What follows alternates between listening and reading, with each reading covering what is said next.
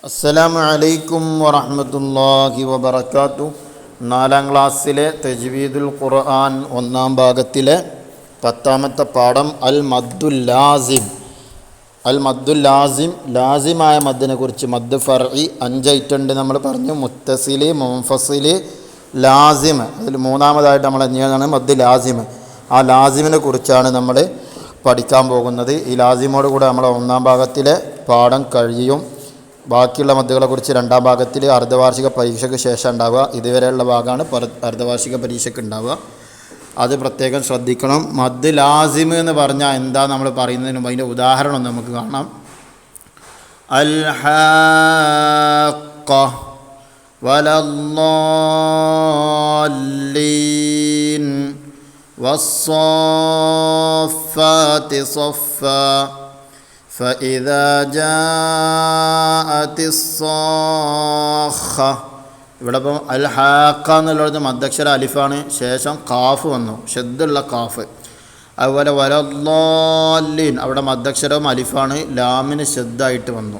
ഈ ലാസിമിൻ്റെ പ്രത്യേകത എന്താണ്? മദ്ദക്ഷരത്തിന് ശേഷം സുക്കൂന് വരിക എന്നുള്ള. മദ് മുത്തസിലും മുൻഫസിലും നമ്മൾ പറഞ്ഞതാണ്. മദ്ദക്ഷരത്തിന് ശേഷം ഹംസ വന്നാലാണ് ആ 2 മദ് ഉണ്ടാകുക. ഇനി വരാൻ പോകുന്ന 3 മദ്ദുകൾ ലാസിമാണെങ്കിലും ആരിലാണെങ്കിലും ലീനാണെങ്കിലും മദ് ലീനാണെങ്കിലും മദ്ദക്ഷരത്തിന് ശേഷം സുക്കൂന് വരിക എന്നുള്ള. അപ്പം ഇനി ഇവിടെയൊക്കെ എങ്ങനെയാണ് സുക്കൂന് വന്നത് എന്നുള്ളതാണ് നമുക്ക് കാണേണ്ടത് അല്ലേ. വസ്സാഫാത്തി സോ വസ്സോ അവിടെയാണ് അലിഫുള്ളത്, മദ്ദക്ഷരമാകുന്ന അലിഫ്. ശേഷം ഷദ്ദുള്ള ഫാ വരുന്നു. അവിടെ ഒരു സ്ഥിരമായ സുക്കൂൻ അവിടെ ഉണ്ട്. എങ്ങനെ നമ്മൾ കാണും?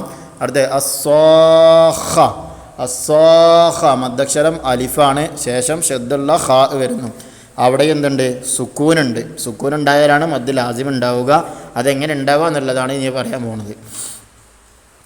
താഴെ കൊടുത്ത ഉദാഹരണങ്ങളിൽ അടയാളപ്പെടുത്തിയ ഭാഗങ്ങൾ നോക്കൂ. നമ്മളിപ്പോൾ നോക്കിയല്ലോ, ഇവിടെയെല്ലാം മദ്ദക്ഷരങ്ങളുടെ ഉടനെ സുക്കൂൻ വന്നിട്ടുണ്ട്. മദ്ദക്ഷരങ്ങൾക്ക് തൊട്ടുപിറകെ സുക്കൂൻ വന്നാൽ കൂടുതൽ നീട്ടണമെന്ന് നാം മുമ്പ് പഠിച്ചിട്ടുണ്ടല്ലോ. അതായത് മദ് ഫർഇ എന്ന് പറഞ്ഞാൽ എന്താ പറഞ്ഞില്ലേ? മദ് ഫർഇ ആണ് എന്താ പറഞ്ഞത്? മദ്ദക്ഷരത്തിന് ശേഷം ഹംസയോ സുക്കൂനോ വന്നാൽ കൂടുതൽ നീട്ടി ഓതണം. ഇതിനാണ് മദ് ഫർഇ എന്ന് പറയുന്നത്. അപ്പോൾ അവിടെ നമ്മൾ പറഞ്ഞിരുന്നു മദ്ദക്ഷരത്തിന് സുക്കൂന് വന്നാൽ കൂടുതൽ നീട്ടണം. അതാണ് ഇപ്പോൾ ഇവിടെ പറഞ്ഞത്. മദ്ദക്ഷരങ്ങൾക്ക് തൊട്ടുപിറകെ സുക്കൂൻ വന്നാൽ കൂടുതൽ നീട്ടി ഓതണമെന്ന് നാം മുമ്പ് പഠിച്ചിട്ടുണ്ടല്ലോ. ഇനി ആ ഉദാഹരണങ്ങൾ അൽ ഹാഖ വലദ്ദാല്ലീൻ വസ്സാഫാത്തി സഫ്ഫാ ഫഇദാ ജാഅത്. ജാഅ എന്നുള്ളിടത്ത് മദ്ദക്ഷരത്തിന് ശേഷം ഹംസ വന്നു. അത് ഏത് മദ്ദായിരിക്കും? ഇൻഷാ അല്ലാഹ് നിങ്ങൾ പറയാം. അപ്പോൾ ഫഇദാ ജാഅതി സ്സാഖ. സ്സാഖ മദ്ദക്ഷരത്തിന് ശേഷം ഷദ്ദുള്ള ഖാ. ഇനി നമുക്ക് വിശദമായി പരിശോധിക്കാം ഓരോ ഉദാഹരണങ്ങൾ. ഒരു ഉദാഹരണം വെച്ചിട്ട് നമുക്ക് വിശദമായിട്ടൊന്ന് പരിശോധിക്കാം.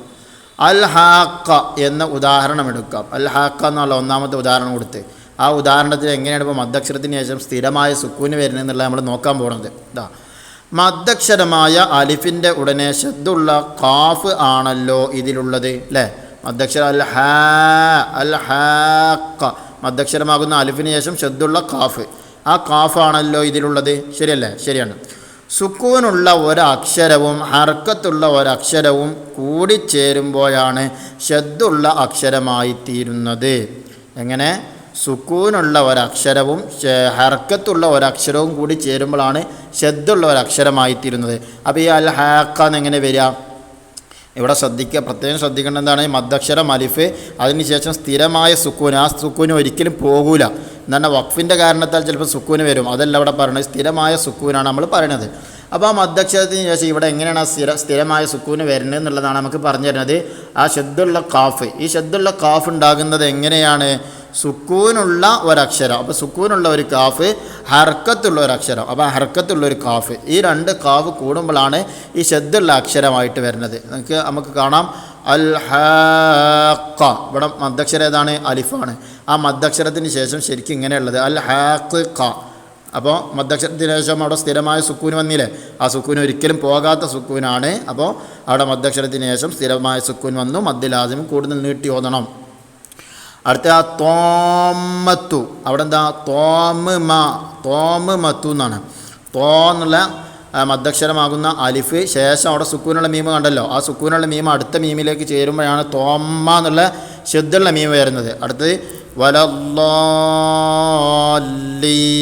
അവിടെ വലല്ലാ എന്നുള്ളിടത്താണ് മദ്ദക്ഷരം അലിഫുള്ളത്. ശേഷം ഷദ്ദുള്ള ലാമ് വന്നു. ഷദ്ദുള്ള ലാമ് എങ്ങനെ ഉണ്ടാവുക? സുക്കൂനുള്ള ഒരു ലാമും ഹർക്കത്തുള്ള ലാമും. വലല്ലാലീൻ എന്നാണ്. അപ്പോൾ ഈ സുക്കൂനുള്ള ലാമ് ഹർക്കത്തുള്ള ലാമിലേക്ക് ചേർന്നപ്പോഴാണ് ഷദ്ദ് വന്നത്, വലല്ലാലീൻ ആയത്. അപ്പോൾ അവിടെ സ്ഥിരമായ സുക്കൂന് കണ്ടില്ലേ? മദ്ദക്ഷരത്തിന് ശേഷം ഈ 3 കലിമത്ത് മനസ്സിലായിട്ടുണ്ടാവുമെന്ന് വിചാരിക്കണേ. മദ്ദക്ഷരത്തിന് ശേഷം ഇവിടെ ഖാഫിന് സുക്കൂനാണ്, മദ്ദക്ഷരത്തിന് ശേഷം മീമിന് സുക്കൂനാണ്. വലല്ലാലി എന്നുള്ളിടത്ത് മദ്ദക്ഷരത്തിന് ശേഷം ലാമിന് അവിടെ സുക്കൂനാണ്. ആ സുക്കൂന് നമ്മൾ കാണാത്തത് അവിടെ ഒരക്ഷരം മറ്റൊരക്ഷരത്തിലേക്ക് ചേർത്തത് കൊണ്ടാണ് അവിടെ കാണാത്തത്. ആ രൂപത്തിലാണ് അവിടെ പാരായണം ചെയ്യേണ്ടത്. ഇനി ഇവിടെയെല്ലാം മദ്ദക്ഷരത്തിൻ്റെ തൊട്ടുപിറകെ സുക്കൂൻ വന്നതായി ബോധ്യപ്പെട്ടില്ലേ? ഇപ്പോൾ ബോധ്യപ്പെട്ടില്ല. മദ്ദക്ഷരമാകുന്ന അൽ ഹാക്ക എന്നുള്ളിടത്ത് മദ്ദക്ഷരം അലിഫാണ്, ശേഷം ഖാഫ് സുക്കൂനായിട്ട് വന്നു. അത്വാമ്മ എന്നുള്ളിടത്ത് മദ്ദക്ഷരം അലിഫാണ്, ശേഷം മീമ് സുക്കൂനായിട്ട് വന്നു. വലല്ലാലീൻ അവിടെയും മദ്ദക്ഷരം അലിഫാണ്, ശേഷം ലാമ് സുക്കൂനായിട്ട് വന്നു. അതെങ്ങനെ വന്നതെന്നൊക്കെ ഇപ്പോൾ മനസ്സിലായല്ലോ. ഇങ്ങനെ മദ്ദക്ഷരത്തിന് ശേഷം സ്ഥിരമായ സുക്കൂൻ വന്നാൽ ഉണ്ടാകുന്നതാണ് മദ്ദുലാസിം. അപ്പോൾ എന്താ മദ്ദുലാസിം എന്ന് പറഞ്ഞാൽ മദ്ദക്ഷരത്തിന് ശേഷം സ്ഥിരമായ സുക്കൂൻ ഉണ്ടാവുക. അങ്ങനെ ഉണ്ടായാൽ കൂടുതൽ നീട്ടി ഓതണം. അതിനാണ് എന്തെന്ന് പറയുക? മദ്ദുലാസിം എന്ന് പറയുന്നത്. മദ്ദക്ഷരത്തിനു ശേഷം സ്ഥിരമായ സുക്കൂൻ വന്നാലുണ്ടാകുന്നതാണ് മദ്ദുലാസിം. ഇതിന് 3 അലിഫിൻ്റെ ഖദർ നീട്ടൽ നിർബന്ധമാണ്. എത്ര അലിഫ്? 3 അലിഫിൻ്റെ ഖദർ നീട്ടൽ നിർബന്ധമാണ്. അഥവാ 6 ഹർക്കത്ത് എന്തുകൊള്ളണം? ഇതിനെ നീട്ടിക്കോളണം. ഇൻഷാ അല്ലാഹ് ഇനി നമുക്ക് തദ്രീബാത്ത് നോക്കാം. തദ്രീബാത്തിൽ ഒന്നാമത്തത് മദ്ദുൽ ലാസിമിനെ കുറിച്ചുള്ള ബൈത്താണ്. മദ്ദുൽ ലാസിമിൻ്റെ ഉദാഹരണമാണ് തുടക്കത്തിന് ആ ബൈത്തിൽ കൊടുത്തിട്ടുള്ളത്. അപ്പോൾ മദ്ദുൽ ലാസിം നീട്ടിയിട്ട് തന്നെ അവിടെ എന്ത് ചെയ്യണം? ആ ബൈത്ത് ചൊല്ലണം. അപ്പോൾ എങ്ങനെ ചൊല്ലും? വസ്സാഫാത്തിൽ മദ്ദില്ലേ മദ്ദുൽ ലാസിം പേരല്ലേ, ഹർഫിൽ മദ്ദിനുടന സുക്കൂനും വന്നാൽ ലാസിം മദ്ദല്ലേ. വസ്സാഫാത്തിൽ മദ്ദില്ലേ വസ്സാഫാത്തി നീട്ടാതെ പോയി അവിടെ മദ്ദ് ഉണ്ടാവില്ല, മദ്ദുൽ ലാസിം ഉണ്ടാവില്ല, അവിടെ മദ്ദ് ഉണ്ടാവില്ല. അവിടെ നീട്ടിയിട്ട് തന്നെ എന്ത് ചെയ്യണം? ഉച്ചരിക്കണം. അപ്പോഴേ ആ മദ്ദുൽ ലാസിം വരുള്ളൂ. അതാ പറഞ്ഞത് വസ്സാഫാത്തിൽ മദ്ദില്ലേ മദ്ദുൽ ലാസിം പേരല്ലേ, ഹർഫുൽ മദ്ദിനുടന സുക്കൂനും വന്നാൽ ലാസിം മദ്ദല്ലേ. എന്താ ഇതിൽ പറഞ്ഞത്? ഹർഫുൽ മദ്ദിൻ എന്ന് പറഞ്ഞാൽ മദ്ദക്ഷരത്തിനുടനെ സുക്കൂന് വന്നാൽ ലാസിം മദ്ദല്ലേ എന്നാണ് പറഞ്ഞത്. അപ്പോൾ ആ ബൈത്ത് പഠിച്ചാൽ തന്നെ ലാസിമായ മദ് എന്താ പെട്ടെന്ന് മനസ്സിലാകും. ഇനി പറയുന്നത് രണ്ടാമത്തെ നഖറൗൽ ആയാത്തിൽ ആത്തിയത്തോ നക്തശുഫ് മിൻഹ മവാദിയൽ മദ്ദിൽ ലാസിം. താഴെ കുറേ ആയത്തുകൾ കൊടുത്തിട്ടുണ്ട്. ആ ആയത്തുകളിൽ നിന്ന് മദ് ലാസിമിനെ കണ്ടെത്തി കൂടുതൽ നീട്ടി ഓതാനാണ് കൊടുത്തിട്ടുള്ളത്. നമുക്ക് ഒന്നാമത്തെ നോക്കാം. വഹാജഹു മദ്ദക്ഷരം ഏതാ? അലിഫാണ്. ശേഷം ജീമ് വന്നു, ഷദ്ദുള്ള ജീമ് വന്നു. ഷദ്ദുള്ള ജീമ് വന്നാൽ എങ്ങനെയുണ്ടാവുക?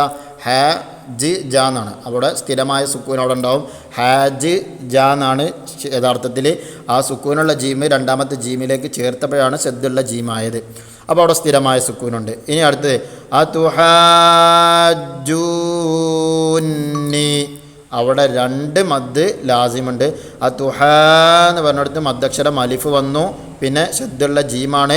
ഷദ്ദുള്ള ജീമാകുമ്പോൾ ജൂ എന്നായിരിക്കും. അവിടെ ജൂന്നിലിന് ലൊമ്മായതുകൊണ്ട് ജീമിന് ലൊമ്മായിരിക്കും. ഇത് ഒന്നാമത്തെ ഉദാഹരണത്തിന് കൊടുത്താണ്, ശ്രദ്ധിക്കുക.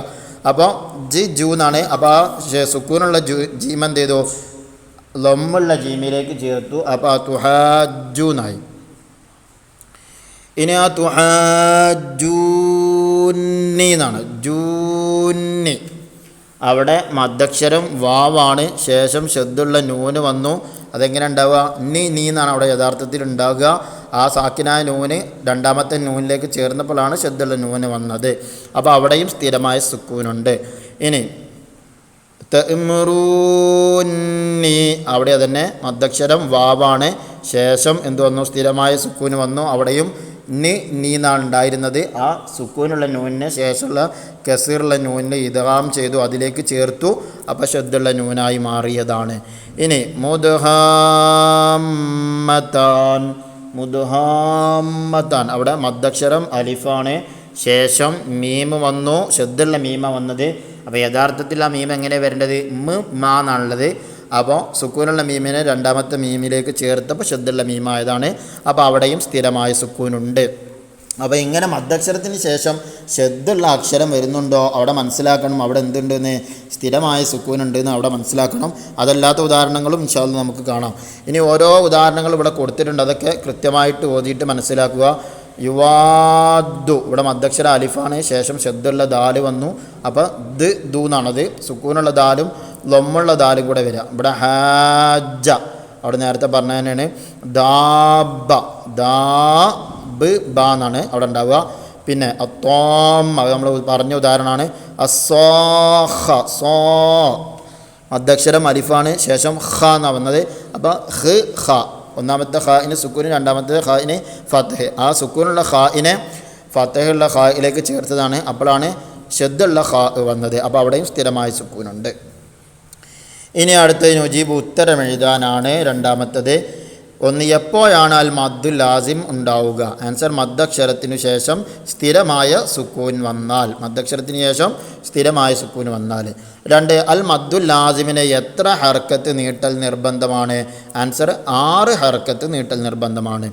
3, ഹാജ എന്നതിൽ അലിഫിനു ശേഷം സുക്കൂനുണ്ട്, വിശദീകരിക്കുക. അപ്പോൾ ഹാജ് ജ, ഹാജ് ജ ഇങ്ങനെയാണ് അവിടെ സ്ഥിരമായ സുക്കൂനുള്ളത്. അതൊന്ന് വിശദീകരിച്ച് എഴുതിയത്. സുക്കൂനുള്ള ഒരക്ഷരവും ഹർക്കത്തുള്ള ഒരക്ഷരവും കൂടിച്ചേരുമ്പോഴാണ് ശബ്ദുള്ള അക്ഷരം ഉണ്ടാകുന്നത്. അപ്പോൾ സുക്കൂനുള്ള ജീമും പിന്നെ ഹർക്കത്തുള്ള ഫതഹുള്ള ജീമും കൂടെ ചേരുമ്പോഴാണ് ശബ്ദുള്ള ജ എന്ന അക്ഷരം അവിടെ ഉണ്ടായിട്ടുള്ളത്. അത് പ്രത്യേകം മനസ്സിലാക്കി വെക്കുക. ഇനി കൊടുത്തത് എന്താണെന്ന് വെച്ചാൽ ഇവിടെ നുമയ്യിസ് വേർതിരിക്കാനാണ്. മദ് മുത്തസില്, മദ് മുൻഫസില്, മദ് ലാസിം, ഇങ്ങനെ ഓരോ കോളങ്ങൾ കൊടുത്തിട്ടുണ്ട്. കുറച്ച് ഉദാഹരണങ്ങൾ മുകൾ ഭാഗത്ത് കൊടുത്തിട്ടുണ്ട്. ആ ഓരോ ഉദാഹരണങ്ങളിലും അതിനോട് യോജിച്ച കോളത്തിലേക്ക് ചേർത്ത് കൊടുക്കുക എന്നുള്ളതാണ്. മദ് മുത്തസിൽ പറഞ്ഞാൽ മദ്ദക്ഷരത്തിന് ശേഷം അതേ കലിമത്തിൽ ഹംസ വരലാണല്ലോ. അപ്പോൾ അലൽ അറായിക്ക് മദ്ദക്ഷരത്തിന് ശേഷം അതേ കലിമത്തിൽ ഹംസ വന്നു.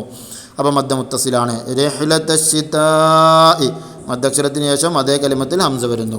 മദ്ദുൽ മുൻഫസില് വമാ ഉർസിലു, വമാ മദ്ദക്ഷരം ഒരു കലിമത്തിലും അടുത്ത കലിമത്തിൻ്റെ തുടക്കത്തിൽ ഹംസ വന്നു, ഉർസിലു എന്നുള്ളതിൽ. അടുത്ത് അല്ലദീ അത്വഅമഹും, അല്ലദീ മദ്ദക്ഷരമാകുന്ന യാ അത്വഅമഹും എന്നുള്ളതിൽ ഹംസ അടുത്ത കലിമത്തിൽ വന്നു. ലാ അഅ്ബുദു അവിടെയും മദ്ദക്ഷരം ഒരു കലിമത്തിലും ഹംസ അടുത്ത കലിമത്തിൻ്റെ തുടക്കത്തിലുമായി വന്നു, മദ് മുൻഫസിൽ. ഇനി മദ് ലാസിമാണ്. ലോല്ലൂൻ, ലോ മദ്ദക്ഷരം അലിഫാണ്, ശേഷം വന്നത് ശബ്ദുള്ള ലാമ്. ശബ്ദുള്ള ലാമാകുമ്പോൾ 2 ലാമ് കൂടണം, സുക്കൂനുള്ള ലാമും ഹർക്കത്തുള്ളൊരു ലാമും. അപ്പോൾ ലു എന്ന് അവിടെ ഉണ്ടാവുക. അപ്പോൾ ലോല്ലു എന്നായി. അടുത്തത് ആൽ ആന, ഇവിടെ ആ നീട്ടാനുള്ള ഒരു അലിഫ് അവിടെ ഉണ്ട്. അപ്പോൾ മദ്ദക്ഷരം അവിടെ വന്നു, ശേഷമുള്ള ലാമിന് സുക്കൂനാണ്. അപ്പോൾ സ്ഥിരമായ സുക്കൂനാണിത്, അതൊരിക്കലും പോവില്ല, സ്ഥിരമായിട്ടുള്ള സുക്കൂനാണ്. അപ്പോൾ ആൽ ആന അങ്ങനെ തന്നെ എന്ത് ചെയ്യണം, ഓതണം. അടുത്തത് അത്തോമ്മ, തോമ്മ മദ്ദക്ഷരമാകുന്ന അലിഫ്, ശേഷം ശബ്ദുള്ള മീമ്. ശബ്ദുള്ള മീം ഉണ്ടാകുന്നത് സുക്കൂനുള്ളൊരു മീമും ഫതഹുള്ളൊരു മീമും കൂടെ ചേരുമ്പോഴാണ് തോമ്മ എന്നുള്ളത് വരുന്നത്. ഇനി സ്ഥിരമല്ലാത്തൊരു സുക്കൂനെ കാണിച്ചു തരികയാണെന്നുണ്ടെങ്കിൽ ഇവിടെ നമുക്ക് നോക്കിയാൽ കാണാം. ഇവിടെ അയ്യുഹൽ ജാഹിലൂൻ, ജാഹിലൂന എന്നുള്ളതാണ് ഇവിടെ. ഹദാൻ, ഇവിടെ രണ്ടിടത്തും എന്താണുള്ളത്, ഓരോരുത്തരും നൂനിന് കെസ്റാണ്, ഓരോരുത്തരും നൂനിന് ഫതഹാണ്. പക്ഷെ വഖഫിൻ്റെ സന്ദർഭത്തിലാണ് അവിടെ സുക്കൂന് വരുന്നത്. അതാണ് പറഞ്ഞത് സ്ഥിരമായ സുക്കൂൻ ആവണം എന്ന് നമ്മൾ പറഞ്ഞത്. ഇവിടെ വഖഫിൻ്റെ കാരണത്താലാണ് വരിക. അങ്ങനെ മദ്ദക്ഷരത്തിന് ശേഷം വഖഫിൻ്റെ കാരണത്താൽ സുക്കൂന് വന്നാലൊരു മദ്ദുണ്ടാകും, അത് നമ്മൾ പറയാൻ പോകുന്നുണ്ട്. ഇപ്പോൾ നമ്മൾ പറഞ്ഞത് മദ്ദക്ഷരത്തിന് ശേഷം സ്ഥിരമായ സുക്കൂൻ വരുന്നതിനെക്കുറിച്ചാണ് ഇപ്പോൾ നമ്മൾ പറഞ്ഞിട്ടുള്ളത്. ഇനി അടുത്ത 4-ാമത്തെ തഖ്സീസ് നഖ സൂറത്ത് സുമർ വനക്തശു മിന്നൽ മദ്ദുൽ ലാസിം. സൂറത്ത് സുമർ പാരായണം ചെയ്യുക, അതിൽ നിന്ന് മദ്ദുൽ ലാസിമിനെ പ്രത്യേകം ശ്രദ്ധിച്ചുകൊണ്ടായിരിക്കണം പാരായണം ചെയ്യേണ്ടത്. ഇൻഷാ അല്ലാഹ് ഇതോടെ പാഠത്തിലെ തദ്രീബാത്ത് കഴിഞ്ഞു. ഇൻഷാ അല്ലാഹ് മദ്ദുകളെക്കുറിച്ചുള്ള ചെറിയൊരു വിവരണത്തിൻ്റെ വീഡിയോ ഇതിൻ്റെ കൂടെ തന്നെ ഉണ്ടാകും. കൃത്യമായിട്ട് ഓരോ പാഠങ്ങളും വായിച്ച് പഠിച്ച് മനസ്സിലാക്കുക. അർദ്ധവാർഷിക പരീക്ഷയാണ് വരാൻ പോകുന്നത്. എല്ലാവരും ശ്രദ്ധിച്ച് വളരെ കൃത്യമായിട്ട് കാര്യങ്ങൾ മനസ്സിലാക്കുക. അല്ലാഹു സുബ്ഹാനഹു വ തആല ഉന്നതമായ വിജയം കരസ്ഥമാക്കുന്നവരിൽ നമ്മെ ഉൾപ്പെടുത്തുമാറാകട്ടെ. പരിശുദ്ധ ഖുർആൻ അതിൻ്റെ നിയമങ്ങളനുസരിച്ച് പാരായണം ചെയ്യാൻ നമുക്ക് തൗഫീഖ് നൽകുമാറാകട്ടെ. പ്രകൃതി ദുരന്തങ്ങളിൽ നിന്നും അപകടങ്ങളിൽ നിന്നും അല്ലാഹു സുബ്ഹാനഹു വ തആല നമ്മെയും നമ്മോട് ബന്ധപ്പെട്ട എല്ലാവരെയും ഇഷ്ടജനങ്ങളെയും നമ്മുടെ കൂട്ടുകാരെയും ഉസ്താദുമാരെയും ഒക്കെ അല്ലാഹു തആല കാത്തുരക്ഷിക്കുമാറാകട്ടെ. പ്രയാസങ്ങൾ അനുഭവിക്കുന്നവർ, വിഷമങ്ങൾ അനുഭവിക്കുന്നവർ എല്ലാവരുടെ വിഷമങ്ങളും അല്ലാഹു തആല നീക്കി കൊടുക്കുമാറാകട്ടെ. ആമീൻ. അസ്സലാമു അലൈക്കും വറഹ്മത്തുള്ളാഹി വബറകാതുഹു.